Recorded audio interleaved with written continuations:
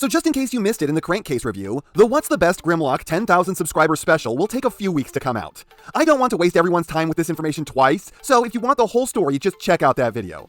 Now, if you've been watching my channel for a long time, you know that I gave the original Magic Square Masterpiece Scale Optimus Prime the title of the best Optimus Prime ever made. And now they've come out with a sequel to that figure. This is the Magic Square Light of Peace, a figure that I've had since the start of October. This is how cramped my schedule has been, people. I've been trying to get around to reviewing this thing for almost 2 whole months. So, how much better is this than the original Magic Square Light of Freedom? It's not, at all. This is very much a side grade. It's not worse than that thing, but it's also not better. Just starting off with the look, this is both very accurate, and it looks awful. The sculpting is fine, the sculpting's good even. It's also cast in the shittiest plastic possible. This is so cheap looking. It's undersaturated in its color, it's a matte finish that has a gloss to it that kind of looks sweaty, it's thin to the point where light has no problem passing through it, and it very easily scuffs. I'm the kind of guy who constantly says that paint isn't actually necessary, and just good color breakup by use of plastics can do the trick as good as paint ever can, but that kind of requires it to, have plastics that aren't outright hideous on their own. So I think that, yeah, this desperately needed a coat of paint on just about every surface to start bringing the aesthetics. But even if it had that, the problems this causes wouldn't just end there. Because not only does the plastic look shitty, but it also feels like you're squeezing a turd through your fists as well. Handling this feels so bad. The panels are thin and squishy, every surface flexes under the slightest pressure, certain parts love to work their way out of where they're supposed to go, while others kind of bite into each other, becoming impossible to remove, and you are constantly worried that you're going to have a tab bend or shear clean off because of it all. The good news is that that's probably not going to happen. You know the old adage that the tree that bends doesn't break and all, but it still feels like a concern. Now on a positive side, while the colors all look bad because of the plastic, this is just as competitive as ever with the sculpt of the MS Optimus, and it's even hitting a slightly new demographic.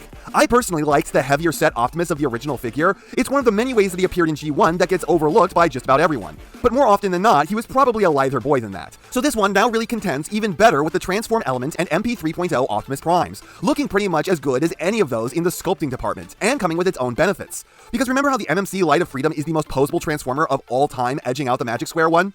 Yeah, not anymore. Get the fuck out of the way, MMC. You have been dethroned. And not even in a close competition. This is one of the most expressive figures of all time. Not just in the Transformers, but in general. I have never seen a figure that can half as convincingly pull a facepalm. He doesn't have to fake it. There's no trickery involved here. There's no one transforming it or getting it from the right angle. It completely and naturally can assume this pose without any trouble. This is the most fluid, happy to work with you figure I've ever seen. It does have its challenges, like thanks to the crap-ass plastic, some of the joints are a little loose, especially the ankles, but it can hold a pose. It's just you need to pay special attention to those to keep him from falling over when you put him down. And then while they went out of their way to try and avoid having the legs get too long, which to be clear did end up helping, the legs are still too long, but not as overly long as most other Optimuses, the hip skirts, which provide that assistance, are a pain of their own, as they move up into the pelvis to get out of the way, but they don't want to come back out on their own. You basically have to flip up the rear skirt so you can flip up the side skirt so you can flip the front skirt back out. And just damn, it didn't need to be a pain like it is.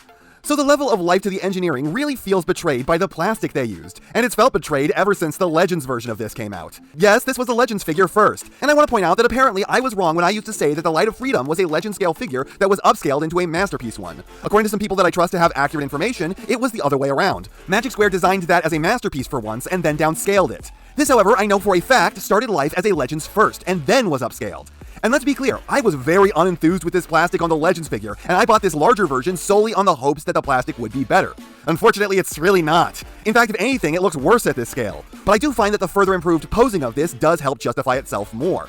But man, I just wish they'd change the polymers sometime through production. It's the only thing really holding this back. Like, just look at the head sculpt. It's well crafted, though there are these weird connecting struts that are between the faceplate and the helmet, which really shouldn't be as noticeable as they are, but the whole thing just looks bad thanks to the plastic. It's lifeless, it's grungy, it looks cheap. This would be so much nicer in just about any other kind of plastic. Hell, 3D printed crap would probably look higher quality than this does. And the eyes are just dead. This is one of the only parts that they bothered to go paint, and the stuff they used is so weak. Give me some chromed eyes here. And the plastic makes the whole sculpt look so soft that you can really tell that his eyes are not inset into his head. They are just part of the sculpting for his face. So the look of this figure would be so good if they just didn't use the shittiest plastic they could find.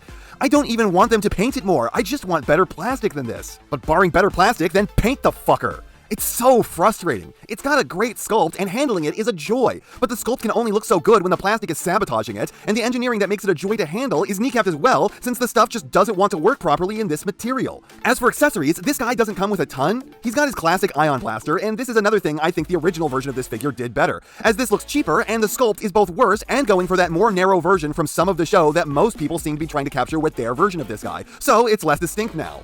He's got his Energon axe because of fucking course he does. You can't have an Optimus without his shitty axe. I'm really getting tired of this thing. It was in one episode for one scene, and sure it was a fun one, but it's just like the Matrix at this point. I don't need a million copies of this, and this is one of the worst. It's both anemic and also the chintziest part of the whole figure. If anything's gonna break on this, it will be this thing. And it's a pain to get on and off his hand. Just screw this piece of crap, I'm sick of it. And then lastly, he's got his Matrix, which is stored in his chest, this time with a little extra door covering it from the movie, and I actually appreciate that a lot. This helps the Matrix stay in place, which did have a tendency to fall out on the light of freedom. So this one's a lot more secure. Perhaps too much so. It's kind of a bitch to get out when you want it, and this is one of the cheapest masterpiece Matrixes I've ever seen. It's all silver, so that's wrong. It's all plastic, which feels cheap, and the clear section does not go clear through, so the crystals don't light up and the backside is ugly. So yeah, the accessories are kinda trash. These are all just cheap and uninspired, with the best one being the Matrix, and that's just because of the improved way which it stores. But that's enough negativity for now. Let's get into the main and extreme positive of this figure. Posing is amazing.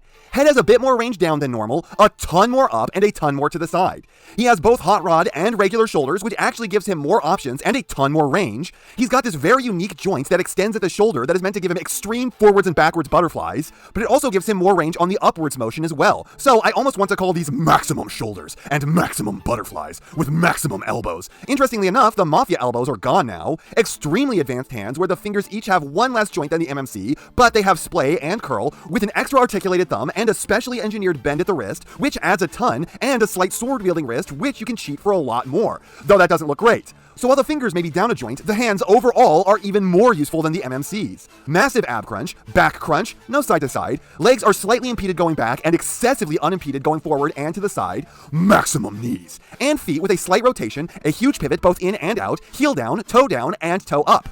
So this thing has literally every joint that I can think to ask of it. A small number of them could have had more range, but this basically has every joint the Optimus Pexus has, outside of side to side at the waist, plus several it doesn't, and it improves on the ranges so spectacularly that it can't be understated.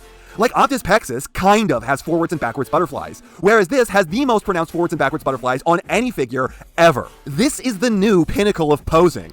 As for transformation, it's not bad. In fact, it's probably pretty good. It still kicks the crap out of the transform element, one of the few figures that I look at to this very day and go, nah, I don't want to transform that, right now or probably ever. But the problem is that it's pretty much the same one that the Light of Freedom had, just worse in every way.